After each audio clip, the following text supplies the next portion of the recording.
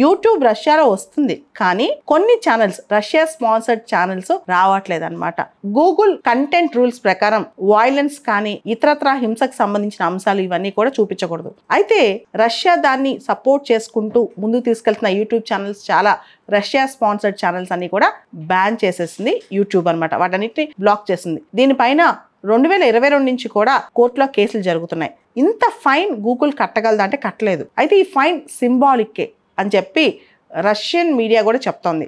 ముఖ్యంగా ఈ విషయంలో రష్యా ఎంత సీరియస్గా తీసుకుంటుంది అని చెప్పి ఈ బ్యాన్ ఎత్తివేయించే దిశగా ఈ ఫైన్లు ఉన్నాయని చెప్పి, ఈ ఫైన్తో పాటు ఫైన్ కట్టకపోతే గూగుల్ వాళ్ళు ప్రతిరోజు ఫైన్ డబల్ అవుతూ, అంటే ఒక్కొక్క ఛానల్కి సంబంధించిన మొత్తం అన్ని జడ్జిమెంట్స్ కలిపి ఈ ఫైన్ చాలా పెరుగుతూ వస్తుంది అనమాట.